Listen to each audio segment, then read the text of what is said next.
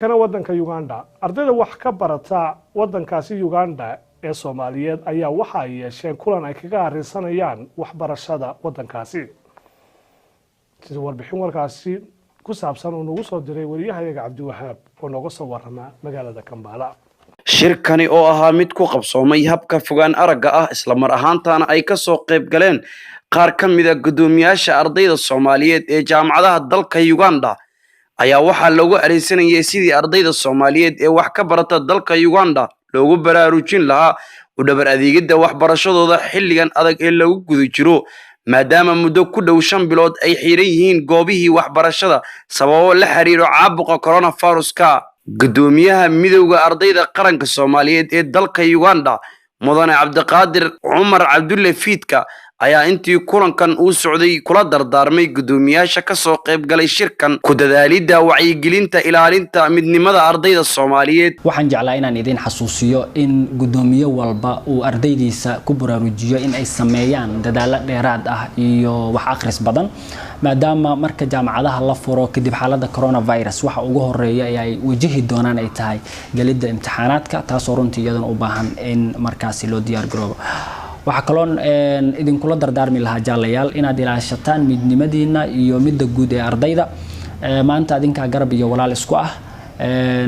waxaadna ogaataan haddii maanta aad ku guuleysataan hoggaanka iyo mas'uuliyadda aad u haysaan ardayda Soomaaliyeed ee wax ka barata wadanka Uganda in aad biritana ku guuleysan doontaan midda aad jeclaan lahaydeen inaad qarankiina u qabataan hadduu ay baqadaro. markii uu kulankan soo idlaaday ayaa qodobadii shirka ka soo baxay waxaa warfiyeenada la wadaagay Ibrahim Umar Ali oo ka mid ah xubnaha midowga ardayda qaranka Soomaaliyeed ee dalka Uganda.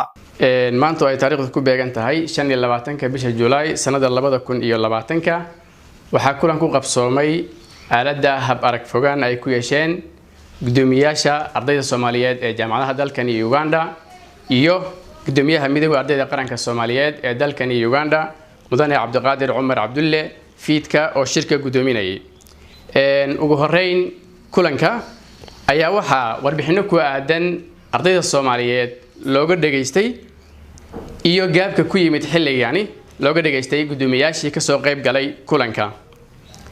maadaama muddo ku dhawaad 5 bilood wadanka uu ku jiro xaalad bandow ah taasoo isla markaasi saameysay guud ahaan goobihii waxbarashada sabab la xiriirta cabsi laga qabo caabuqa coronavirus kaasoo caalamka oo idil saameeyay. gudoomiyaashii ka soo qayb galay kulanka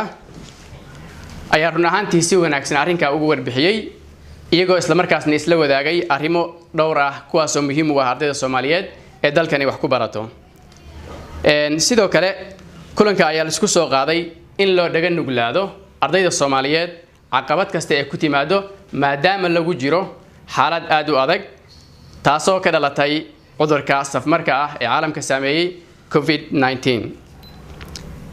ugu dambeyntii gudoomiyaha midowga ardayda qaranka Soomaaliyeed ee dalkan Uganda ayaa ku bogaadiyay gudoomiyaasha jaamacadaha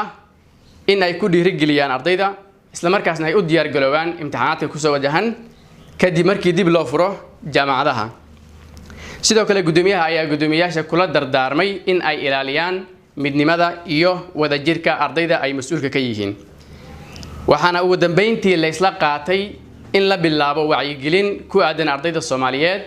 si ay ugu faa'iideystaan waqtigooda maadaama la xiray goobihii waxbarashada. shirkan ku qabsoomay aaladda internetka isla markaasina lagu arinsanayay ku baraarujinta ardayda sidii ay ula qabsan lahaayeen hanaanka waxbarasho ee dalka uu wajahayo ayaa waxa uu ku soo aadayaa maalmo ka hor markii uu madaxweynaha wadanka Uganda Yoweri Kaguta Museveni uu shaaciyay in bisha September ay go'aan ka soo saari doonaan dib u furidda goobaha waxbarashada ee dalka. Cabdiwahaab Ibrahim Cabdi Kalsan TV magaalada Kampala ee caasimadda dalka Uganda.